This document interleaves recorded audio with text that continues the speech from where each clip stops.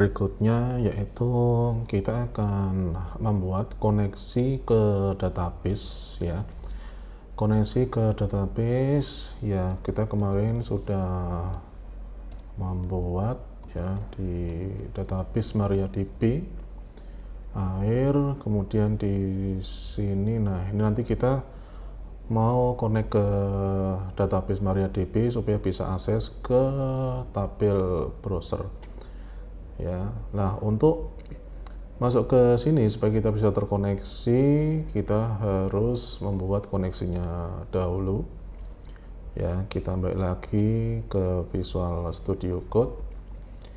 Nah, database itu di MariaDB dia ada di backend ya, sedangkan HTML dan CSS sendiri itu di front end. Maka kita butuh bahasa pemrograman untuk ada di tengah-tengahnya, jadi bisa menghubungkan antara front end dan back end. Nah, itu kita pakainya PHP. Nah, untuk PHP bisa di W3 School di sini, kemudian akses ke PHP. Nah, di sini ketikkan aja untuk database MySQL. Nah, ini untuk connect ya, MySQL connect ada dua macam ya, bisa pakai MySQL extension dan PDO, PHP Data Object ya. Di sini bisa dibaca ada tiga macam, pakai MySQL yang object oriented maupun yang procedural maupun yang pakai PDO. Nah, yang kan kita praktekkan ini nanti kita pakai yang MySQL dulu, yang procedural itu nanti seperti ini ya, seperti ini yang procedural. Ini bisa kalian kopas ke editor atau kita coba ketik manual dulu ya. Nah, untuk pakai PHP tentu saja di sini yang filenya index.html kita harus ubah dulu menjadi index.php. Nah, ini ada gambar gajahnya nih, index.php.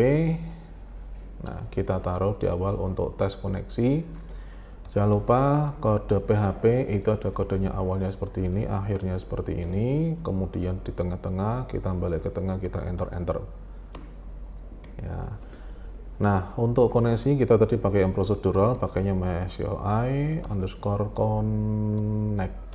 Nah, di sini ada string hostname. String hostname-nya itu kemarin kita udah bikin localhost, kemudian biru-birunya string username user underscore air, kemudian string passwordnya lupa saya, ini lihat yang dahulu. Nah, ini ya passwordnya, ini kita kopas, kita copy, pastekan ke sini ya. Host sudah, user sudah, password sudah, terakhir nama databasenya. Nama databasenya adalah air. Oke. Nah, untuk mengecek apa koneksi ini berhasil apa enggak, kita bikinkan ini jadi variabel, misal variabel koneksi ya. Di PHP variabel diawali dengan tanda $.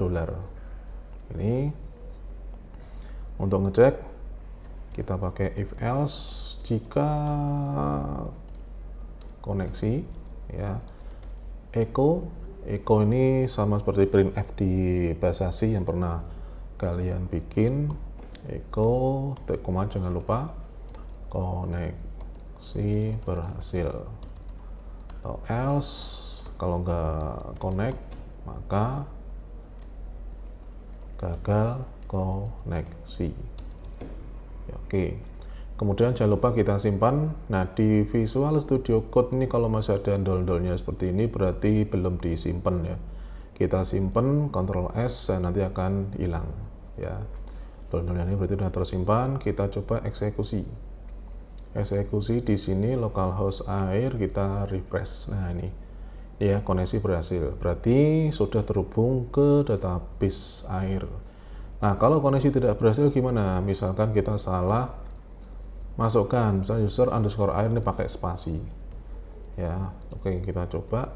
Nah, ini ya, access denied for user underscore air at localhost. Berarti ini ada masalah dengan user account-nya. Nanti silakan bisa dicek di home user account. Di sini apakah edit privilege apakah sudah terhubung dengan database air atau belum ya, atau mungkin passwordnya yang salah. Nah, kita kembalikan lagi. Nah, ini berhasil. Nah, kalau sudah berhasil, kita coba masukkan bikin script PHP untuk masukkan data ke tabel user. Nah, ini tabel user. Oke, kita kosongi dulu tabel user pakai operation, kemudian empty ya, empty table itu jadi cuma di reset, jadi tabelnya kosong. Kalau drop ini jangan pakai drop ini tabel dan strukturnya akan hilang semuanya. Ya, kita pakai truncate aja untuk mengosongi tabelnya. Nah, ini ya udah kosong semuanya. Oke, kita sekarang ini tadi ini koneksi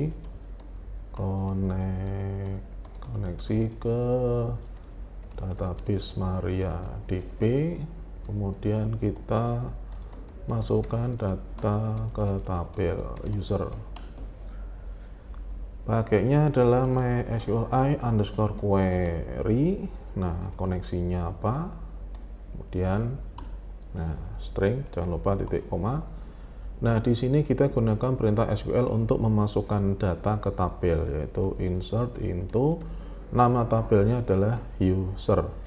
Ingat ya, nama tabel sini ya sama punya kalian harus dicocokkan. Kebetulan saya kalau kecil-kecil semuanya, kalau misalkan O-nya besar, S-nya kecil, E-nya ganti 3, ya kalian sesuaikan. Interest into user, kemudian kolom yang akan dimasukkan kolom apa aja. Nah, ini ya, kita masukkan ke semua kolom. Jangan lupa username-nya primary key. Username, password, nama. Oke, username, password, nama, alamat, kota, TLP, ya, nama, alamat, kota, TLP, level, tipe, dan status. Ya, sama juga seperti penamaan tabel, penamaan kolom ini harus menyesuaikan dengan yang ada di punya kalian masing-masing ya. Case sensitive ya. Kemudian values isinya apa aja. Nah, ini ada berapa kolom? 1, 2, 3, 4, 5, 6, 7, 8, 9 ya. 1, 2, 3, 4, 5, 6, 7, 8, 9. Oke, kita masukkan dulu username-nya kita masukkan yang untuk admin. Passwordnya kita hashing ya, atau kita enkripsi. Kita bikin variabel password sama dengan password hash ya, passwordnya itu admin, jangan lupa titik koma. Kemudian metodenya mau pakai apa algoritmenya, kita pakai password default ya. Ini banyak ya algoritma, ada bcrypt, argon, dan seterusnya, kita pakai yang default. Oke, kita simpan. Kemudian variabel passwordnya kita masukkan di sini, urut ya, password di sini $pas. Kemudian lanjut nama admin web, nama alamat misalkan Polines, kemudian kota Semarang, telepon 02411, kemudian telepon levelnya di admin. Tipenya itu kan kita kemarin sesuai dengan use case itu kan ada rumah tangga dan kos, dia ini kosongin aja. Statusnya adalah aktif. Nah, udah. Kemudian kita cek apakah datanya bisa masuk atau enggak. If mysqli_affected rows ya, ini koneksinya lebih besar dari 0, maka data berhasil masuk ya. Else echo data gagal masuk. Nah, ini gimana namanya SQLi affected rows ya, SQLi affected rows. Jadi kalau kita masukkan affected kan berpengaruh terhadap suatu baris. Jadi kalau ada data yang masuk ke suatu tabel itu kan pasti barisnya akan bertambah.